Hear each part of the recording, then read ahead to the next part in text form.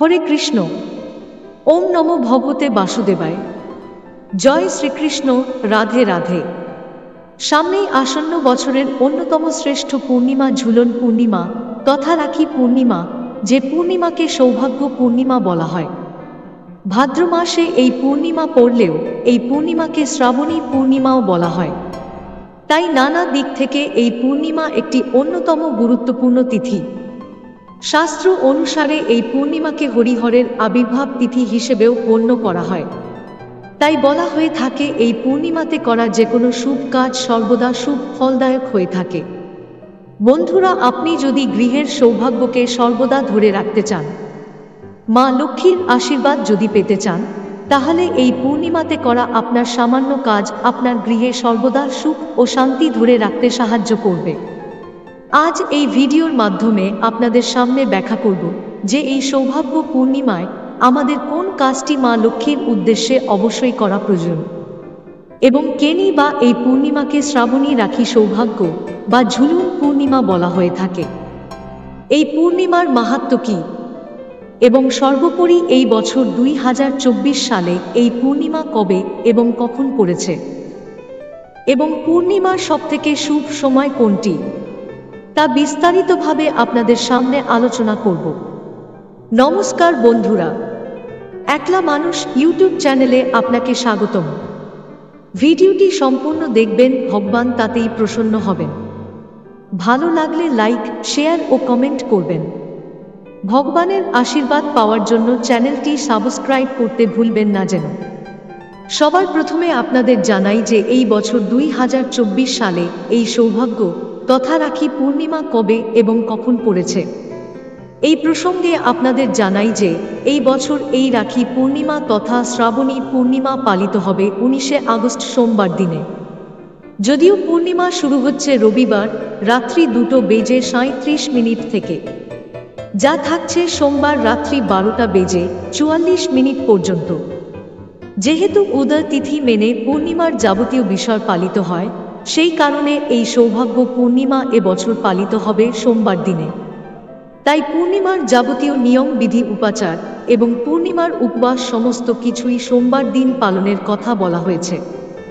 এই পূর্ণিমাকে যেহেতু সৌভাগ্য পূর্ণিমা বলা হয়ে থাকে, তাই গৃহের সৌভাগ্যকে যদি আপনি ধরে রাখতে চান, তাহলে এই পূর্ণিমার সময়কালে অবশ্যই মা লক্ষ্মীর উদ্দেশ্যে এই কাজটি করুন।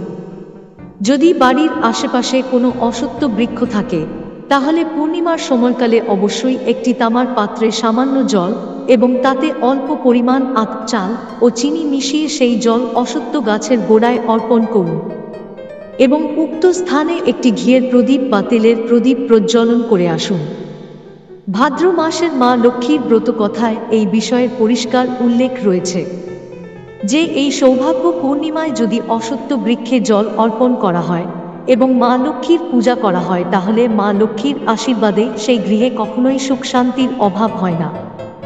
সৌভাগ্য সেই গৃহে হয় সর্বদা নিত্য সঙ্গে। তাই এই পূর্ণিমার দিনে, পূর্ণিমার সময়কালে যদি সম্ভব হয়, অশ্বত্থ বৃক্ষে জল অর্পণ করে মা লক্ষ্মীর পূজা করুন, এবং পূজা শেষে অবশ্যই এই মাসের মা লক্ষ্মীর ব্রত কথাটি শ্রবণ করুন। ভিডিওটিতে আরও এগাবার আগে কমেন্টে জয় শ্রীকৃষ্ণে জয় অবশ্যই লিখুন। দ্বিতীয়ত যে প্রসঙ্গে আসব তা হল, পূর্বেই আপনাদের উল্লেখ করেছি যে এই সৌভাগ্য পূর্ণিমাকে হরিহরের আবির্ভাব তিথি হিসেবেও গণ্য করা হয়।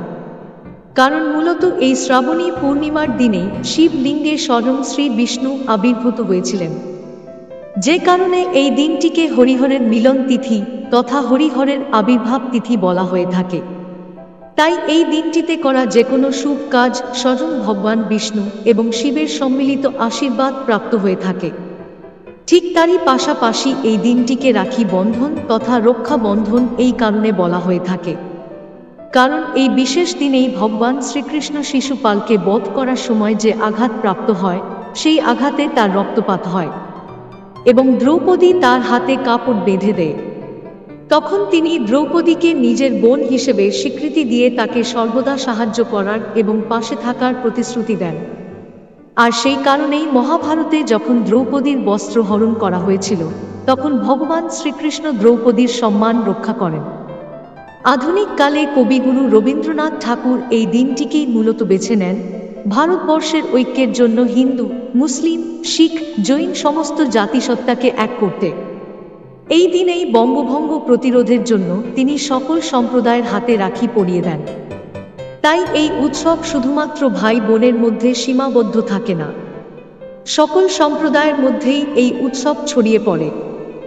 যদি এই দিন আপনি আপনার ভাই বা দাদাকে বা অন্য কাউকে রাখি পরাতে চান, তাহলে কয়েকটি বিষয় খেয়াল রাখবেন। পূর্ণিমার সময়কালেই রাখি পরাবেন, পূর্ণিমার আগেও নয় বা পূর্ণিমা শেষ হওয়ার পরে নয়। দ্বিতীয়ত, যাকে রাখি পরাচ্ছেন তাকে পূর্ব দিকে মুখ করে বসাতে হবে এবং তার ঠিক উল্টো দিকে, অর্থাৎ যিনি রাখি পরাচ্ছেন তাকে পশ্চিম দিকে মুখ করে বসতে হবে। তৃতীয়ত, যাকে রাখি পরানো হচ্ছে তার ডান কবজিতে রাখি পরাতে হবে এবং তার মাথায় চন্দনের তিলক পরিয়ে দিতে হয়। এই সময় একটি প্রদীপ ও ধূপকাঠি অবশ্যই জ্বালাবেন এবং সবশেষে রাখি পরানোর পর একে অপরকে মিষ্টি মুখ অবশ্যই করিয়ে দিতে হয়। যদি ভাই এবং বোনের মধ্যে এই রাখি পরানো হয়ে থাকে তাহলে পরস্পরকে উপহার প্রদান করতে হয় এবং ছোট বড় হিসেবে প্রণাম করা ও আশীর্বাদ নিতে কখনোই ভুলবেন না। রাখি পরানোর সময় অনেক জায়গায় যাকে রাখি পরানো হচ্ছে তার মাথা রুমাল অথবা অন্য কোনো কাপড় দিয়ে ঢেকে রাখতে হয়। এই বিষয়টি সম্পূর্ণ ঐচ্ছিক বিষয়, তবে কাউকে রাখি পরানোর সময় পূর্বের বিষয়গুলি যদি অমান্য করা হয় তাহলে এই রাখি বন্ধন উৎসব অসম্পূর্ণ থেকে যায়। এই দিন আপনি কাউকে রাখি পরান বা না পরান, আপনার ভাই বা দাদা নাই থাকুক, ভগবান শ্রীকৃষ্ণ বা শ্রী গণেশজি অথবা হনুমানজির উদ্দেশ্যে পারলে একটি করে রাখি নিবেদন করুন। আপনার বিপদে আপদে তারা আপনাকে সর্বদা রক্ষা করবেন। যেহেতু এই দিনটিকে হরিহরের আবির্ভাব তিথি বলা হয়, তাই এই দিনটিতে পারলে অতি অবশ্যই ভগবান শিবের মাথায় গঙ্গাজল অর্পণ করবেন। এতে ভগবান শিব এবং শ্রী বিষ্ণু উভয়েই প্রসন্ন হন।